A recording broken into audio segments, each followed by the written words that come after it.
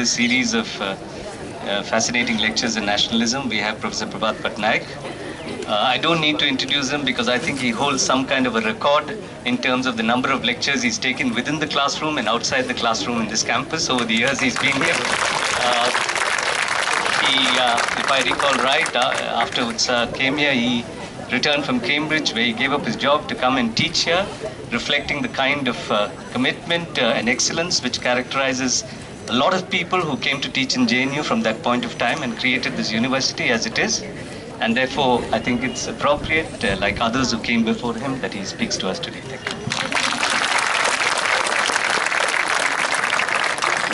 Thank you. Thank you. Friends, I have been traveling a lot. I went to Calcutta, I went to Bombay, I went to Tejpur. Everywhere I go, the fact that I'm from JNU is something which makes people sit up and take notice of me.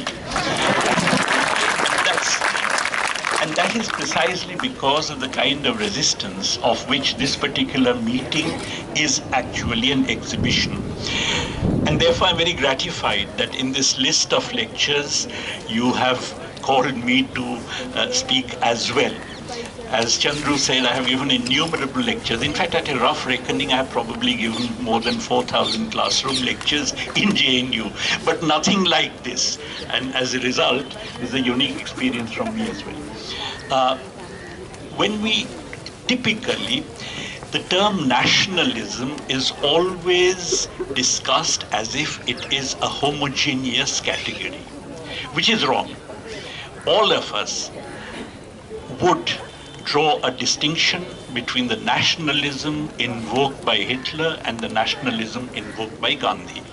But even though we do that, in a good deal of the literature, a good deal of the conceptual literature, this distinction is not drawn. As a matter of fact, the entire trajectory of nationalism in Europe was very different from the kind of nationalism that came to prevail in the Third World in the course of the anti-colonial struggle. Europe was a place where the nation-state, nationalism, they came into vogue in the 17th century after the Westphalian treaties, which ended the 30 Years' War and the 100 Years' War. This nationalism which came into vogue in Europe had, to my mind, at least three very important characteristics. The first characteristic is that it always looked at an enemy within. The Jews everywhere, Catholics in Northern Europe, which was Protestant, Protestants in Southern Europe, which was Catholic, and therefore there was always a nationalism which picked out an enemy within. It was not an inclusive nationalism, but it was actually a nationalism that was directed against an enemy within. The second feature is that it was a nationalism which was actually imperialist from the very beginning. Oliver Cromwell, within days almost of the Westphalian treaties, invaded Ireland, which was the first colony of conquest in the world. And then, of course, we know that in India, elsewhere, the colonial powers who in Europe were living in peaceful coexistence of sorts at that time were engaged in struggles in Carnatic here and so on. We know that therefore there was all over the world a struggle for empire, and that was a part of that nationalism. That nationalism was associated with imperialism from its very inception. And the third feature of that nationalism, to my mind, is that it actually apotheosized the nation above the people. That it was not the people's living standards, the people's conditions of life which were important, but something called the power, the prestige, the wealth of the nation. This was not only true of the mercantilists who anyway believed in grabbing as much as possible to raise the nation's wealth, grabbing from other countries, that is, but it was even true of classical political economy. It was true of all the different bourgeois strands. Adam Smith's book, after all, was called An Inquiry into the Nature and Causes of the Wealth of Nations. Wealth of nations had to be raised, even though nowhere in the Wealth of Nations is there a suggestion that this increase in the wealth of nations is going to benefit the people at large, the working people. So the nation was apotheosized above the people. These features basically made European nationalism essentially an aggrandizing nationalism. In fact, countries which acquired nationhood rather late in history, Germany being the classical example, felt excluded from this universe of aggrandizement, because by that time the world had been more or less divided up between the English and the French and so on, and therefore pursued a particularly aggressive form of nationalism. And that aggressive form of nationalism at that time, when Germany became a nation, was associated in any case with financial interest, finance capital, which had become prominent within capitalism at that time.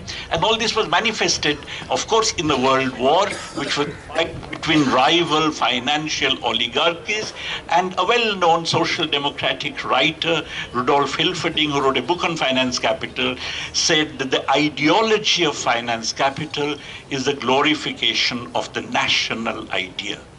And this national idea, many of you would have read Erich Maria Remarque's All Quiet on the Western Front, basically is the kind of thing which was captured. And this national idea really got intensified through the war and reached its apogee under fascism, which in fact really raised it to the highest possible level. But fascism was the apogee of an aggrandizing nationalism.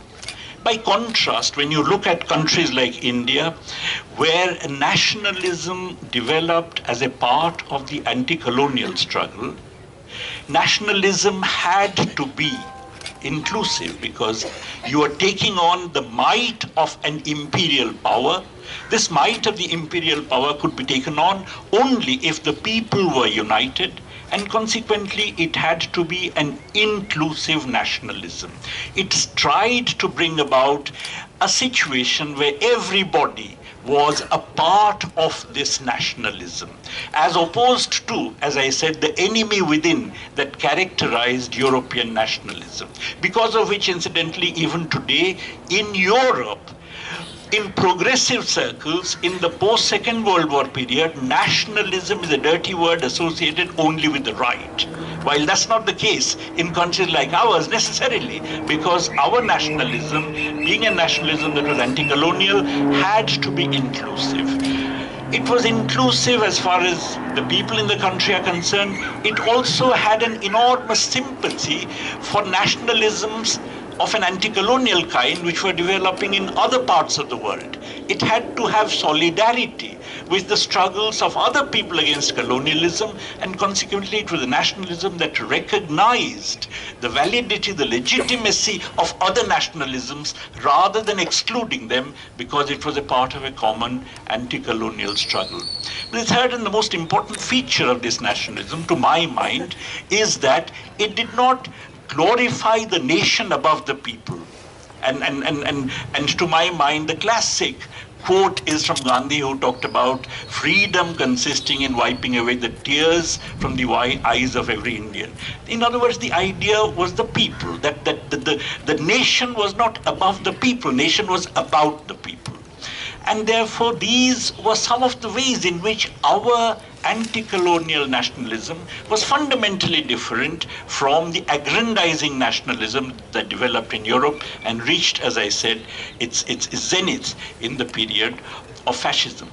But all this nationalism of the third world, not only India, elsewhere in the third world, had another feature which is very important, because in order to be inclusive, in order to bring in people into the anti-colonial struggle, it actually produced a kind of social contract. You look at the Freedom Charter in South Africa, you look at the Karachi Congress resolution in India, and elsewhere also, this kind of nationalism was really based on an agenda which in a sense was an agenda of inclusion, as an agenda of democracy, an agenda of egalitarianism. The Karachi Congress resolution, for instance, for the first time talked about universal adult suffrage being the basis for the formation of governments in post-independence India. It talked about many things. It talked about equality. It talked about juridical equality, equality before law. It talked about secularism in its own way, that the state will have no religion. It even talked about abolition of capital punishment, by the way. And it also talked about, abolition of capital punishment, which is very apposite at this time, because we are talking about Afzal Guru and Yaqub Memon and so on. And in 1931 Karachi Congress resolution, it was stated that free India will abolish capital punishment. And it talked about free and compulsory primary education, which we still really don't have, and so on. In many ways, it was really a charter. And that charter constituted a kind of implicit or explicit social contract on the basis of which our nationhood was formed. In other words, it was a nation which consisted of the people coming into nationhood, forming a nation state to replace the colonial state, or attempting to form a nation state to replace the colonial state. This was very different from, as I said, the aggrandizing nationalism of the European kind. Now, from the very inception, this inclusive nationalism really had a lot of internal enemies as it were. One very obvious enemy is that if you're talking about equality, if you're talking about equality before law, if you're talking about universal adult franchise, in that case, you are really dealing an incredibly powerful blow to the millennia-old caste structure, in a situation of institutionalized inequality that had prevailed in our country for millennia. To talk about the fact that the Dalit would have the same political rights, the same vote, having the same value as the Brahmin, was really something which was a revolutionary statement. And the fact that it was done in 1931, let's not forget that in France, universal adult franchise came in 45, and in India in 1952. But it was visualized in 1931 itself. In Britain, universal adult franchise still had not come, though in 1928 women got the vote, and therefore there is substantial extension of the franchise. But the idea that you actually have everybody having an equal vote and therefore choosing the government together was something which was really a revolutionary concept as far as traditional India was concerned. In fact, I come from a village in Orissa, and I remember the 1952 elections in which my village had a lot of Brahmin landlords. They were scandalized that their vote would have the same value as the vote of the Dalits who happened to be in that village. So it was really a major, substantial change. And obviously, this substantial change had its own enemies to start with, traditional society, and particularly the Hindutvawadis. Our JNU, one of my colleagues, Professor Suviraj Jaiswal of the History Center, has argued to my mind very persuasively that the essence of Hinduism is the caste system. That really there is, anything else can be altered, but the essence of Hinduism is the caste system. And the fact that you actually had a situation where a modern India was coming up that dealt a conceptual blow against the caste system was from the very beginning anathema as far as they are concerned. Many people, by the way, tried to look at, many people tried to look at the egalitarian tradition in India. Of course, there was a subterranean egalitarian tradition, but the basic dominant tradition, which was that of a society based on caste system, was inegalitarian. So I think looking at modern India as in some sense a continuation of traditional India is something which I really don't share very much. Modern India is one in which people are, as it were, raising themselves with their own bootstraps in order to constitute a nation, and it comes into being in the course of the anti-colonial struggle. The second kind of enemy of this inclusive, democratic, egalitarian nationalism, which was a part of the anti-colonial struggle, of course, came from capital. Now, one can say that capitalism, because of its inherently inequalizing tendencies, is really incompatible with the coming into being of such a nation. Because if the idea is egalitarian, then of course capitalism is not the way to do it. And in fact, whether you look at Gandhi, whether you look at Ambedkar, whether you look at Nehru, they all believed that somehow capitalism is not the solution to India's problem. Each of them had a different idea about what the solution was in terms of the economic regime. But all of them were united on this because they could see that capitalism, which is basically inequalizing tendencies, was really not the answer to the kind of modern India based on a new social contract that was coming into being.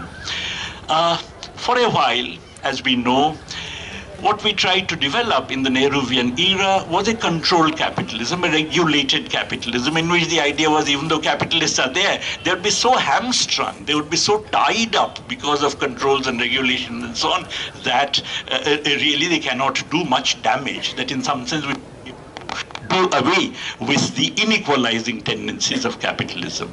But of course, with that was not true to start with, and with neoliberalism, even those controls have all gone, and now, as we know, in these few years, inequalities have risen dramatically, and you have the formation of a new corporate financial oligarchy, which is much more aligned to the advanced countries, which is much more aligned to global finance than having anything to do with the Indian economy seen as an integrated unit.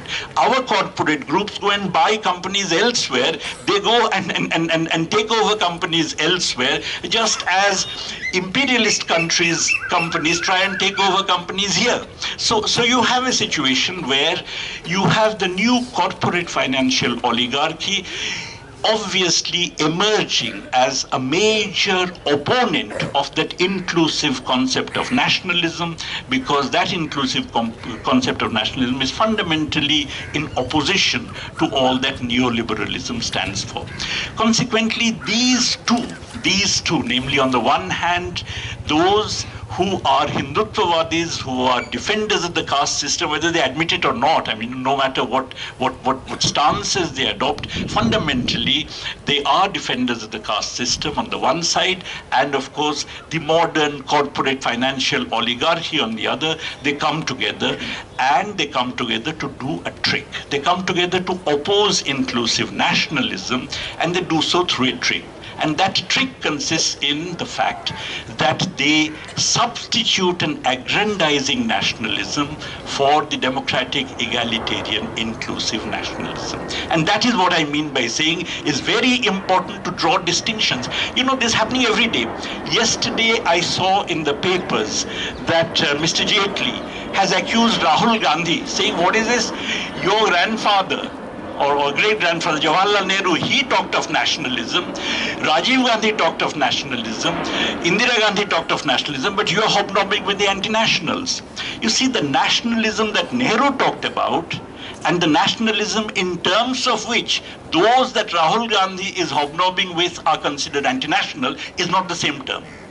In other words, there is a deception whereby the notion of nationalism as an inclusive, egalitarian, democratic concept is substituted by an aggrandizing nationalism, and the moral high ground that the former occupies is then sought to be claimed by the latter, saying that this is something which really we stand for. No, what you stand for is something very different from what Gandhi stood for. In fact, Gandhi was insistent that 55 crores of rupees should be handed over to Pakistan, which was due to them, against a lot of pressure at that time, including inside the Congress. So what Gandhi stood for as nationalism was very different from what you are calling nationalism. But you know, this verbal trick is playing a very important role in misleading people, and we should be sensitive to that.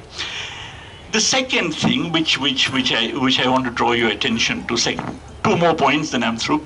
The second thing which I want to draw your attention to is the following: that if it is a nationalism based on a social contract, implicit or explicit, in our case, you know, I mean, even though there was an explicit document, it is understood that there is a kind of social contract on the basis of which modern India comes into being.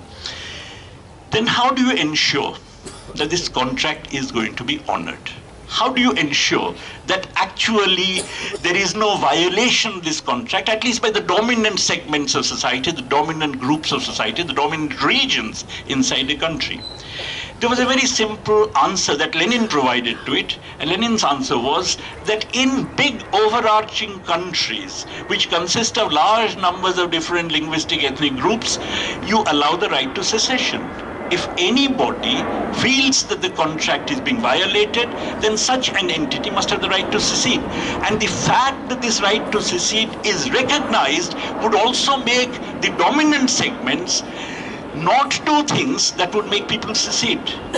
Now, of course, in India, the right to secede was never a part of the constitution. Kashmir has special status, but the right to secede was never written into the constitution.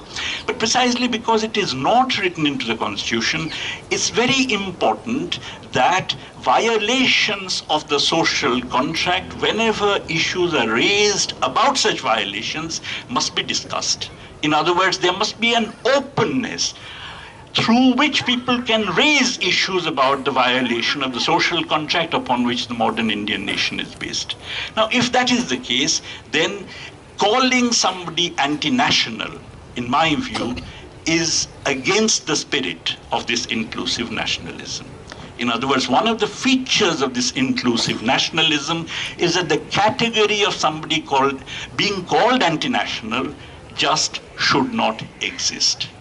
Now, this is not, okay, I know that this is not just a conceptual fact. As a matter of fact, there have been, in the past, a great degree of tolerance. There were transgressions. I believe Sheikh Muhammad Abdullah's arrest and so on was a transgression. But the point is that nonetheless, there was a degree of tolerance. For instance, for a very long time, the CPIM, the biggest communist party in the country, actually had in its program recognition of the right to secession.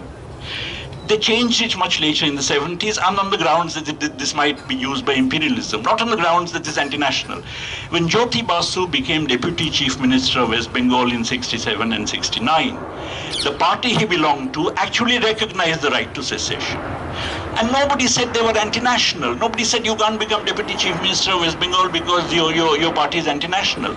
So the fact that in the course of a people becoming a nation on the basis of a social contract, which is, as I said, egalitarian, democratic, and so on, many people would raise voices that the social contract is being violated is something which is to be accepted, which is to be recognized, which is to be tolerated. And typically, the ideal in India was to tolerate all this. The fact that we're not doing so today is because, as I said, we have moved away from one notion of nationalism to another notion of nationalism. From the inclusive anti-colonial notion of nationalism to an alternative aggrandizing notion of nationalism. This aggrandizing notion of nationalism, to my mind, is the ideology of the corporate communal alliance which currently rules the country. And in fact, it's a very useful ideology because once you say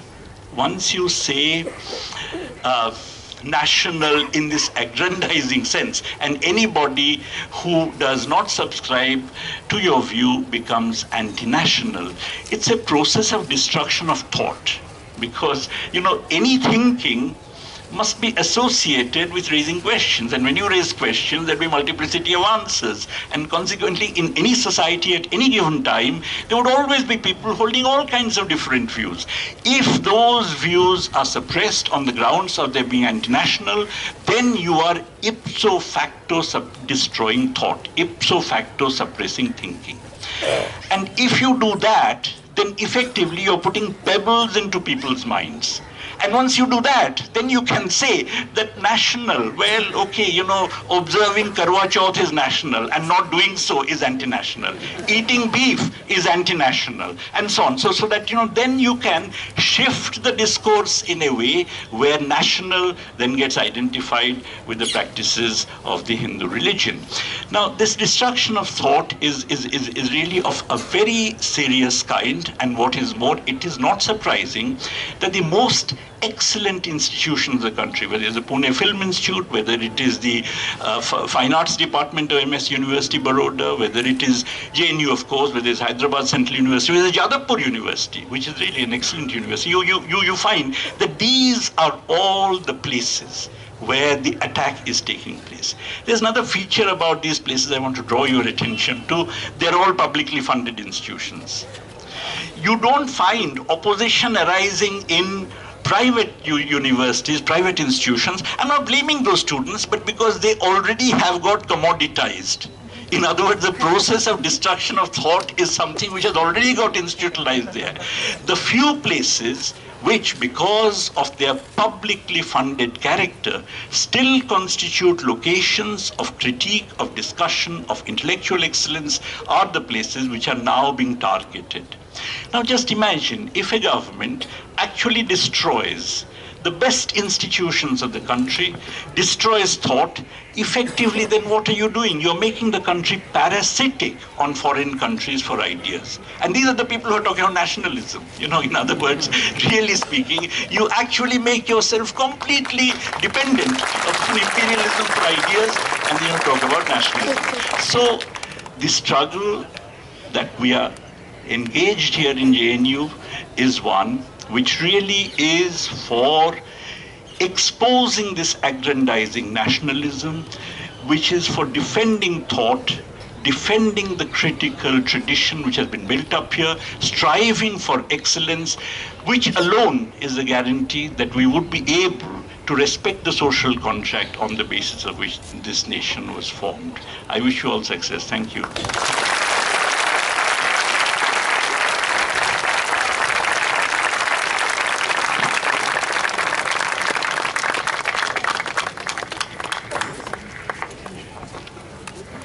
Thank you so much, sir. I think we can take few questions from the audience. So those who have questions, they can raise their hand. So please be in brief. King Suk, then.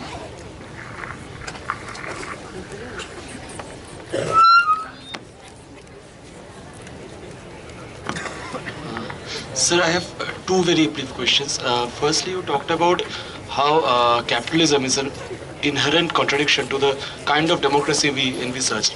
Now, sir, Professor Kalyan Chandran in his book has argued that because we have this kind of democracy, even in a capitalist structure, the people who get economically excluded from the development process has to be the state. In other words, the state has to ensure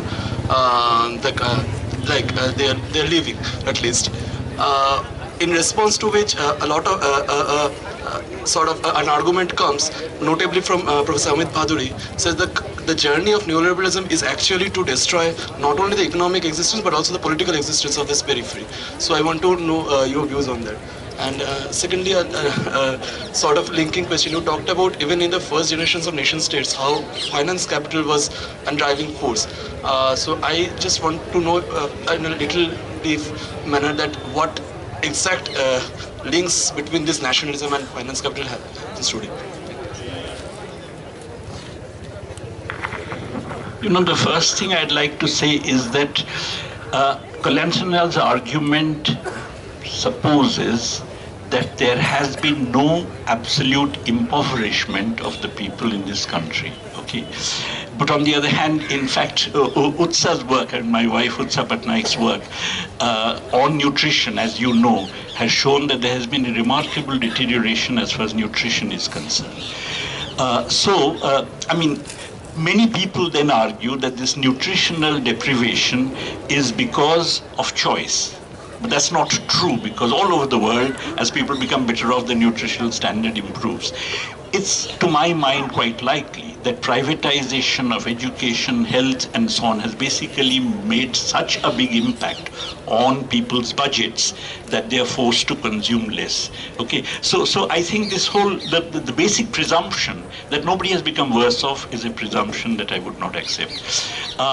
Your second point about finance capital, you see, the initial nationalism was based on mercantile capital. As a matter of fact, even though nationalism began in the post-Westphalian period, already in Elizabethan England, you know Shakespeare's famous this thing about the Emerald Isle and so on, but already you have whiffs of nationalism in Elizabethan England, and that's associated with the struggle against Spain for primitive accumulation, for looting and so on. So the point is that nationalism gets associated with mercantile capital in one stage, industrial capital later, when you have free trade policies being imposed on third world colonies because you want to sell your manufactured goods, get hold of raw materials. And finance capital at the later stage. I think only in the turn of the end of 19th, beginning of 20th centuries, it gets associated with finance capital. And Hilferding, as I said, argued that the ideology of finance capital is a glorification of the national idea.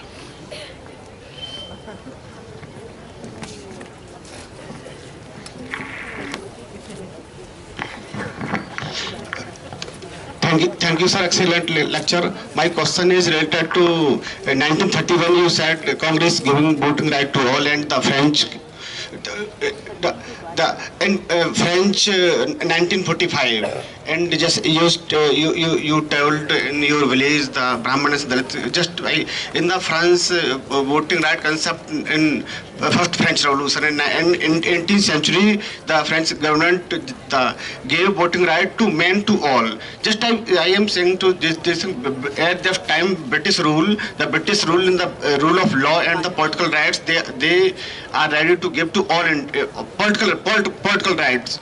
So and before 2 decades the Periyars and Dr. Ambedkar movement in the second roundtable conference, Dr. Ambedkar got double voting and separate electoral from the British. So Congress just did not so that he is anti-Dalit. So the Congress party recognized that the voting right to all. I want your comment.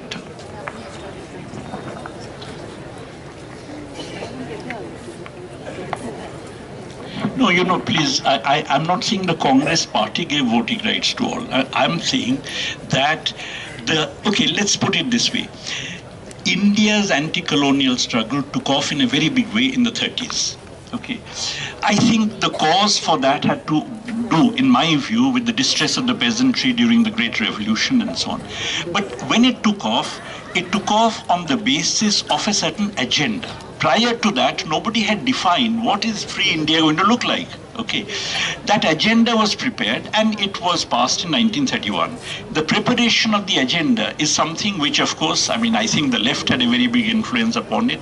But the point is that was the agenda. The voting right actually came with was ensured by the constitution drafted by Dr. Ambedkar and came with the 1952 elections for the first time. In France, the first time that actually you had universal adult suffrage, universal. You know, women had not got the vote even in Britain till 1928.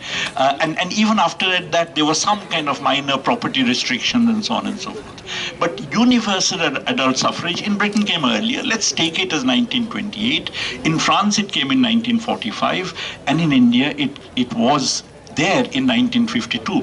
The point I'm trying to make is that you know, when Europe is breaking out of that old kind of nationalism, we are developing a nationalism that is not the old kind of nationalism, which is an altogether new nationalism. Okay, many European scholars do not recognize it. You know, they actually think nationalism is a dirty word, no matter whether it is nationalism of the National Front in Britain or it's nationalism of, let's say, the anti-neoliberal fighters in India or elsewhere. Now, that's a mistake because these are two very different terms. You know, whenever you talk, for instance, about fighting against neoliberalism, delinking yourself from liberalization and globalization, many people say, oh, but that's a reactionary idea. No.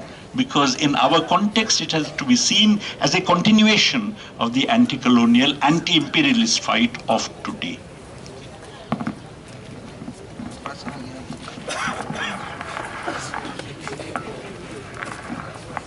Hello, sir.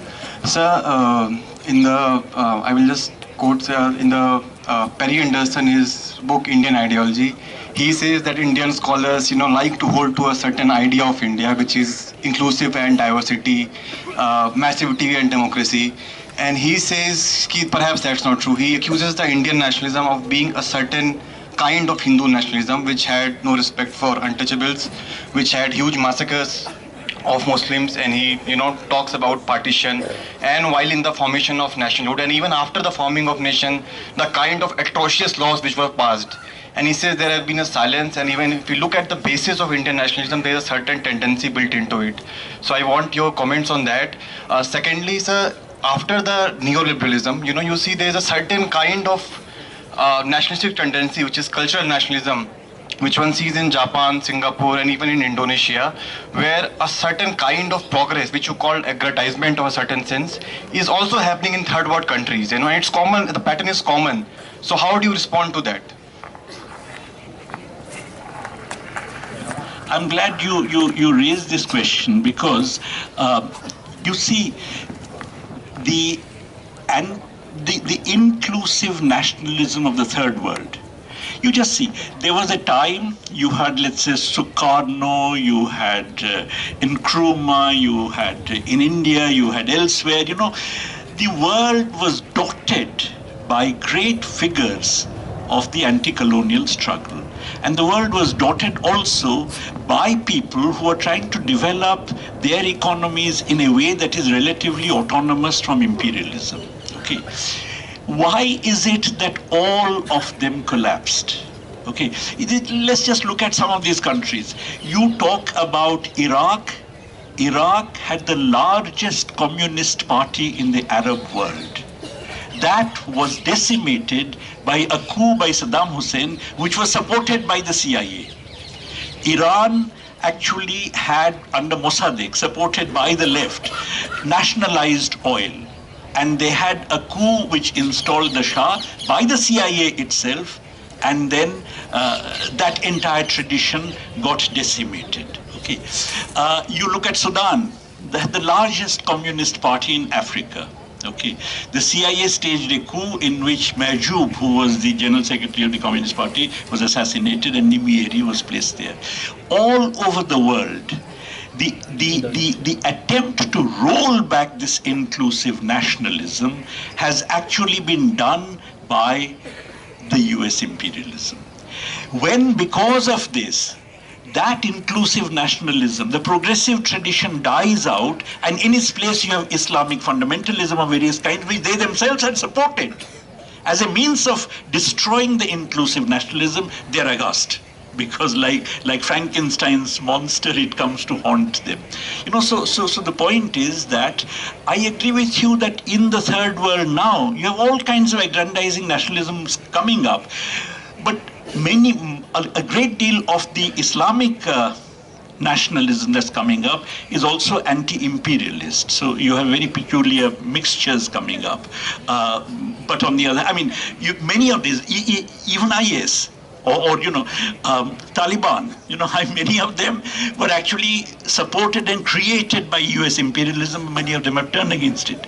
But the unique feature of the Indian Hindu variety of aggrandizing nationalism is that it's pro-imperialist. There's absolutely no programmatic opposition.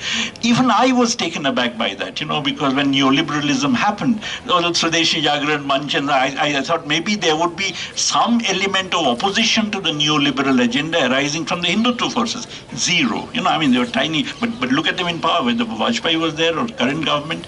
So the point is that Hindutva forces have never been anti-imperialist.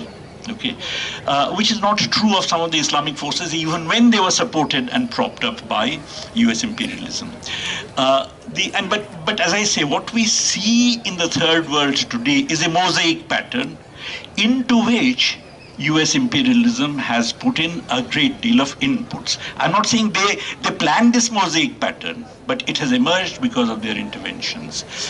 I believe personally that if these Hindutva forces get their sway, if their sway continues, if it is the case that we actually have this kind of an aggrandizing nationalism coming up, and a destruction of the inclusive nationalism, you'll have a social disintegration of the country. It's not just bad morally. I think then India would join the ranks of the failed states. Okay. Finally, the question on Perry Anderson. I began by saying that a lot of people don't distinguish between these two nationalisms. And that lot of people is not only the Indian right, but also the European left. Okay. I think substantial segments of the European left does not distinguish between these two kinds of nationalism. Perry Anderson is a classic example, like the Indian right, which is pretending that this aggrandizing nationalism they are pushing on the basis of which they say Kanhaiya is anti-national, this, that, and the other, is the same as the anti-colonial nationalism, and they're trying to appropriate, therefore, the moral stature of the anti-colonial nationalism in people's minds for their own purposes.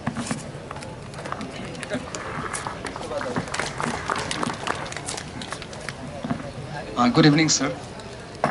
As always, it has been quite enlightening, and thank you very much for this wonderful lecture.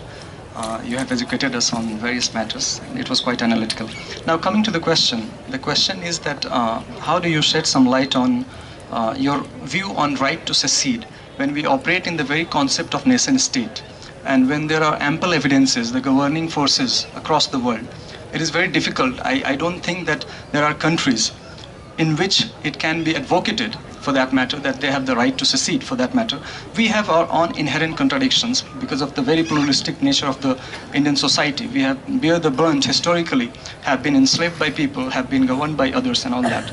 Now, I don't want to take any, I don't have any political positions and all that. There are too many things to touch upon right here on this stage, basically. But since you haven't talked about those, one of the hypocrisy that I see, to be very honest, addressing all this meeting, sorry for the intervention. Second thing is that when JNU meeting was, held few days back, the first meeting as a press conference, I was right here for 2.5 hours. There was no mention, unconditional demands were put. I mean, just to bring the neutrality in our discussion and not coming up with hypocrisy. For 2.5 years, not even once, what led to precipitation of all these things was not even mentioned for once. I mean, I'm very much proud that all the forces, we are basically, portraying to things that are very much important nationally, that we are standing up to whatever occurrences are all across, India, and we are being the force. I'm quite, happy for various things, but I fail to understand the rationality when it comes to, Kashmiri, so I don't want to get into that, to be very honest. But basically, all of us know historical tracings of Kashmir and all that, but then why don't we talk of the rights of those people who live beyond that? And I mean, I want to talk of POK. That too, if you think of Kashmir is, to me, to my understanding, I must be bold enough and confess the fact that this is not only a political, issue. It has something to do with, religion also. We have bear the brunt of, religious division. Perhaps the only nation which was, so I don't want to get into all this, but there are much deeper implications and issues that are to be touched upon, I personally feel. And we, being the student community, the whole nation look up to us. I think that our nature, wherever politics come, the reasoning, and because of biasness, it gets altered. But I think we need more introspection on that thing. Thank you very much. So the first thing. And for that matter, if Manu Smith is right there, I do advocate pretty much in favor. Wait for a moment. I mean, this is after 1 month. I'm taking your 5 to 10 minutes, and this is for ourselves. This is including me also. Just a second, my dear brother. If it is for Manu Smriti, I think it is for Vedas too. It is for question I asked once. This is question I asked once, shedding some light on right to secede about this thing. Then the second thing is that just a point of intervention, that it should be equally advocated unequivocally for Vedas, for Quran, wherever, because of the passage of time, something becomes irrelevant. That should be burnt, that should be thrown out. That is what.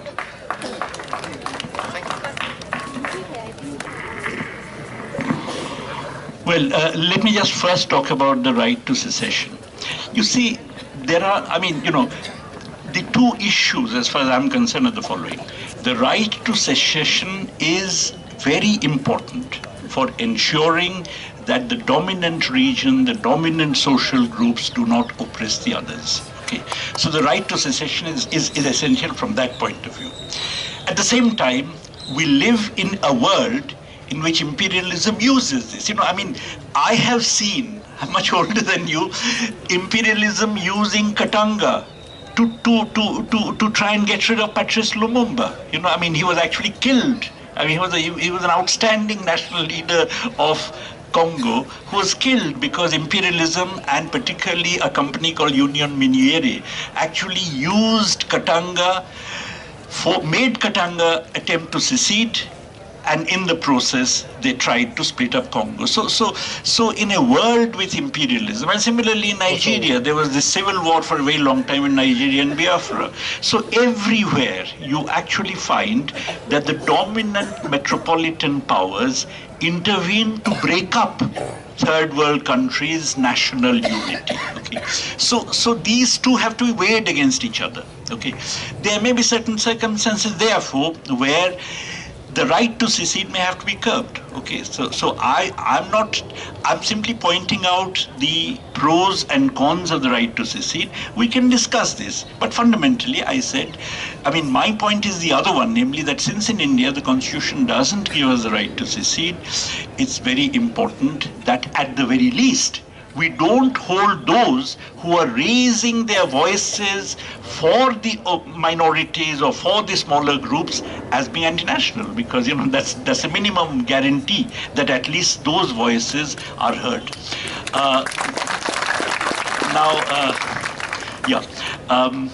About your other points, what Jano Tanzan said is I'm really not a part of it.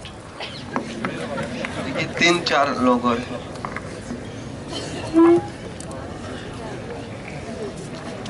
You spoke of a singular, inclusive nationalism, but if you look at the documents of the communist movement, the history of the communist movement in India, when the Simon Commission came, they gave a memorandum that India is a multinational country and it has 16 different nationalities. So what is your take on that? Then nationalism, as modern nationalism, is a product of political modernity, which includes the nation and the nation state. Now, the Marxist theory of state says that state is also a class organ. So how do you explain the class component of nationalism?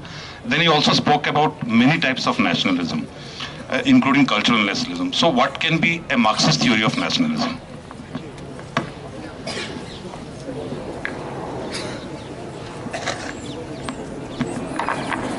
The answer to your first question, I think, has been very well given by Professor Amalendu Guha, a well-known Marxist intellectual of Assam who died just a few months ago. He said that in India, you have two different kind of nationalism. You have I come from Odisha. I have an Odia nationalism associated with the nationality. That is the Odia nationality. There's a literature, there's a language. You feel in some sense proud. I personally don't, but that's a separate matter.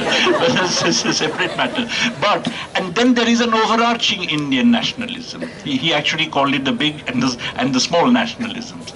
His argument was that in countries like ours, matters are very delicate because any overemphasis on the little nationalism to the exclusion of the big one, or an overemphasis on the big nationalism to the exclusion of the little one, can actually damage the entire federal polity. In fact, he gave examples. AGP is an example of one kind. Those days, Assam movement, ASU movement was an example of one kind, and Indira Gandhi's centralizing tendencies were an example of the other kind. And each of them can actually damage. So you need a very, very delicate balancing of the two kinds of nationalism. Communist movement, so the fact of recognizing India as being a multinational state, in fact, on Amalendu Guha's description, you can call it a multinational nation state. Because it's a nation within which there are various nationalities. But I would say it's a nation in the making. And precisely because it's a nation in the making, violations of the social contract that constitute the basis of this nation can have a very disastrous implication. As far as the communist movement's general position on the nationalism, nation and so on is concerned, I think they, for instance, argued that Pakistan had the right to form a separate state. But they did so on the basis of an understanding that the Muslims in India constituted a nation, which was a wrong understanding in my view.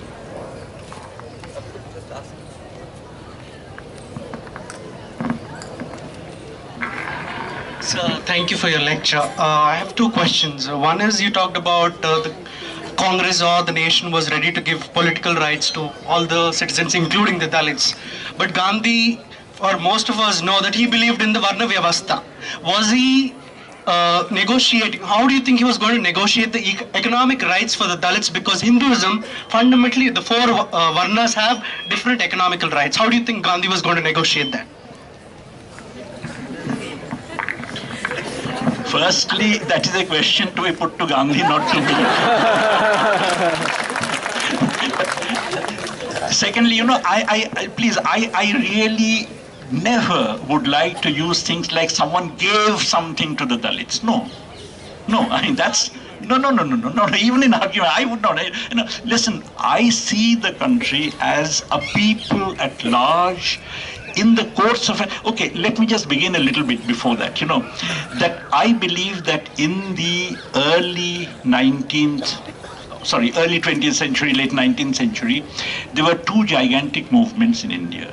Traditionally, historians, I'm not a historian, but think of them as separate. One was the social emancipation movement of Phule, Periyar, Ambedkar, and so on. The other was the anti-colonial struggle. People tend to think of them as separate entities, and then it's very common to quote Gandhi on the caste system and to say Periyar didn't join the anti-colonial struggle later on and so on. But I do believe, and this is based on my own personal experience, because as I said, I come from a village. I've seen, that these two movements actually strengthen one another at the ground level. I see them as influencing one another. In other words, the fact that the national movement had the anti-colonial struggle had this enormous sweep and was forced, in a sense, to take a position to work out an agenda that would draw all the people of the country, an agenda of egalitarianism, was because it was occurring against the backdrop of the social emancipation movement. And of course, the social emancipation movement also is something that took off because there was a general sense of consciousness developing in the country at that time, certainly. So these two movements really helped one another, in my view, at the ground level.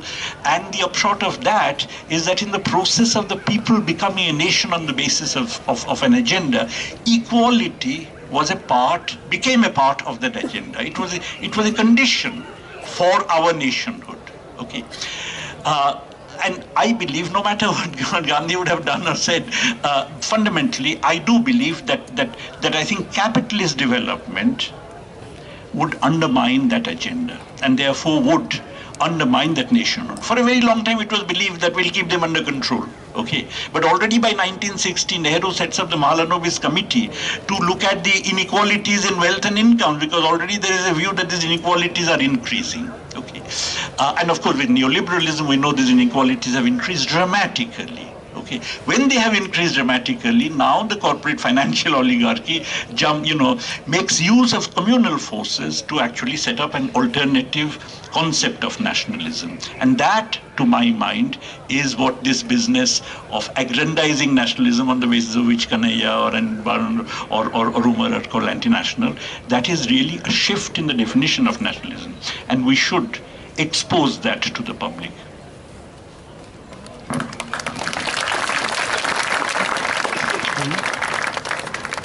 Sorry, I have another question. That's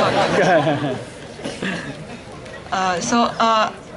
I've observed that for a lot of female students, the family, the parents continue to be worried that their daughters have an opinion on nationalism and on this whole issue. But the reality could be that these parents do not really associate themselves ideologically with the left or the right. They vote because they see direct benefits from voting for a particular party. So they see, Make in India and everything else that's happening as something that will further their household as maybe the smallest unit of the nation. And that also lends them to continue to sentimentally identify with things like Bharat Mata and the general paternalistic attitude of the state toward people. So I was just hoping you could explicate a little on the links between the unit of the household as something that is a gendered sort of space. And I missed yesterday's lecture, which was on gender in the nation. But yeah, so the nation, nationalism, and the household as a unit. No, I mean, I'm not really very competent to talk about it, but I do think basically that, okay, I think ideas are basically, let's say, ideas of the establishment, okay, bourgeois ideas, are filtered through the household and come to persons. I think Jean-Paul Sartre had a theory which actually was based on this, that fundamentally reaction comes through religion, and that religion also is one which is inculcated through the family values and so on and so forth. Touch somebody's feet because he's old, etc. I think, yeah, I mean, those are the ways in which the fact that you must not think for yourself is drilled into people from the very beginning. I think the family is a very reactionary unit. I mean, it's a fact. I think, and obviously gender inequalities are really pushed through the family. I think, however, you can, I'm not very sure about the relation between nationalism, because I think at one level, the current kind of nationalism is something that can be pushed through the family, Hindu family, and this and that. But it must not be forgotten that also earlier, during the anti-colonial struggle, many people, women came out of their houses and came out of their families and actually went to jail and so on. So that was resistance also comes through nationalism of the first kind to the structure of the family.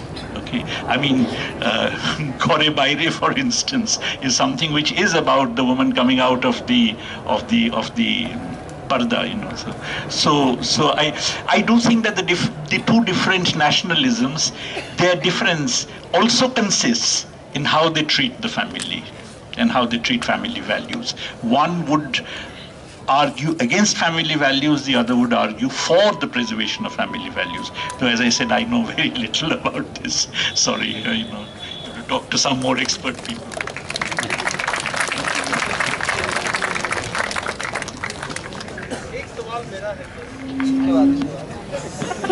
दो तीन सवाल ही लें, क्योंकि बहुत सारे हम लोग पता है सवाल है, लेकिन उसके बाद भी हम लोग पूछ सकते हैं. Sir, my question is, are crony capitalism and radical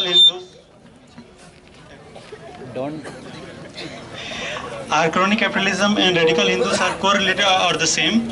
And are they helping each other, and how they are helping each other?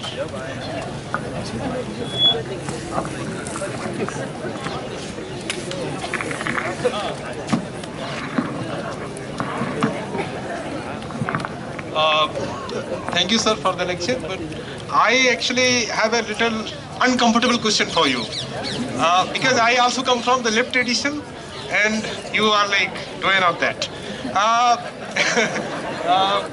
मेरा थोड़ा सा क्या हुआ कि मैं भारतीय वामपंथ के साथ जुड़ा, फिर नेपाली वामपंथ की यात्रा किया, माओवादी आंदोलन की यात्रा किया, उस पर मेरा काम है. और मेरा क्या हुआ कि एक्चुअली जो नेपाल का वामपंथ आप देखते हैं, मुझे क्या लगता है कि जो मैं निष्कर्ष पर पहुंचा हूं कि नेपाल का जो वामपंथ है, माओवादी वामपंथ, जिस पर इतनी आशाएं थी विश्व को एक दौर में, लेकिन वो अल्टीमेटली, जिसको मैं थ्योराइज करता हूं कैश माओवाद के रूप में, पार्लियामेंटेरियन पथ में जाकर के उन्होंने अपना सब कुछ छोड़ दिया. और उसमें साथ साथ एक तत्व है जिसको कहते हैं ब्राह्मणवादी मार्क्सवाद. तो ब्राह्मणिकल जो मार्क्सिज्म है, उसको भारत के संदर्भ में जब हम देखते हैं, तो नेपाल तो क्लासिकल केस है कि यहाँ पर हिंदुस्तान कहा जाता है, वो लैंड ऑफ असली हिंदुओं का स्थान है, मतलब real land of Hindustan, Hindu people, those who have the right to bear sacred thread. Bharat में क्या है कि भारत में भी जो हमारा जो संघी ब्रिगेड है, वो इसको एक रियल लैंड ऑफ हिंदुस्तान बनाना चाहता है, हिंदुस्तान बनाना चाहता है.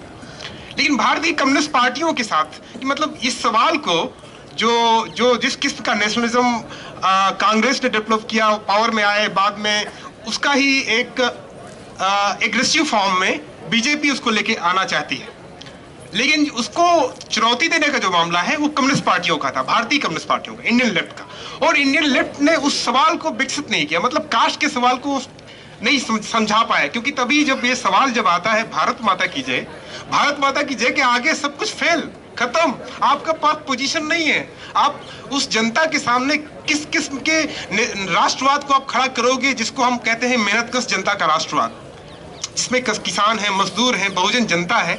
उस सवाल पर मैं आपका टिप्पणी चाहूंगा।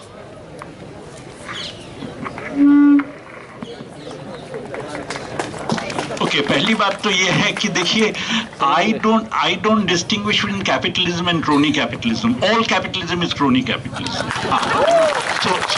So this ideal capitalism that doesn't exist. All right, but I think now the fact is that you're talking of relation of BJP with Indian capitalism, and I think what has happened is that since neoliberalism has increased inequalities dramatically, a lot of the political parties, and Congress is one of them, which at least paid some lip service, if not, actual having some actual concern with, let's say, some relief for the poor and so on. MGNREGS, after all, is a kind of relief for the poor. So all political parties of that kind, in a sense, which came out of the freedom struggle, which the BJP did not,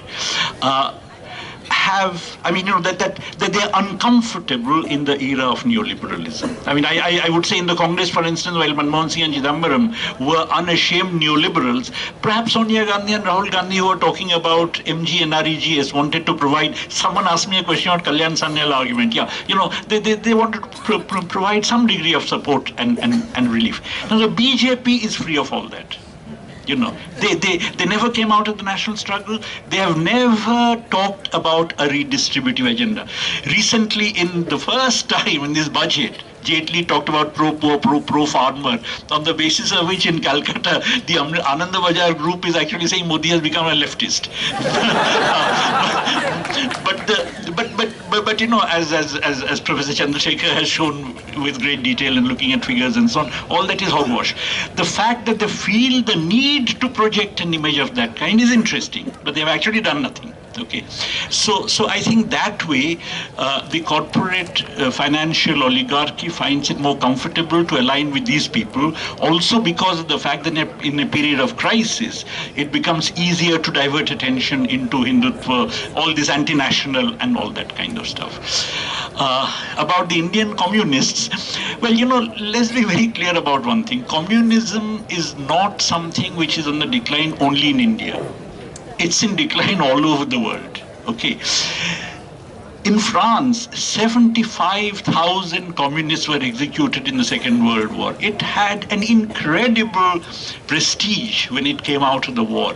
But where is the French Communist Party now? The Italian Communist Party, which was another incredible party, Antonio Gramsci's party, it is completely decimated, divided. So communism is something which is on decline all over the world. I think it's on the decline in my view, because it was based on the assumption of an imminent revolution. General crisis of capitalism, revolution is coming.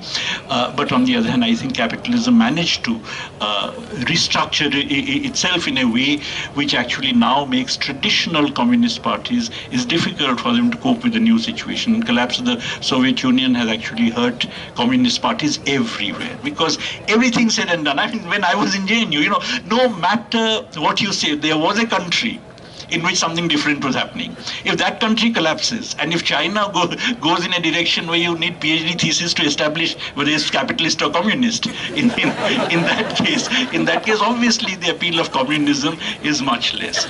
And you are right on this question, its inability to, intermesh the caste question with the other issues, the class issues and so on, that it was doing, that it was concerned with, its inability to relate to gender issues, its inability to relate to issues of climate change and so on, all of which require, as it were, a degree of restructuring yourself, which hasn't been done, have hurt it badly.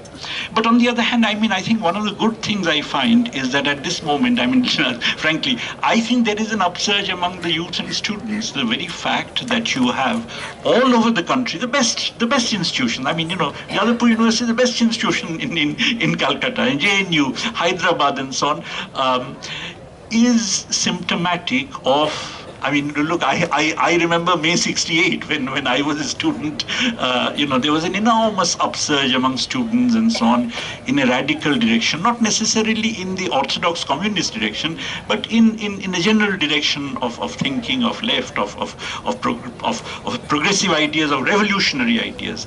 And I think that's happening in India, and I have a feeling that that would actually rub off also on the traditional communist parties.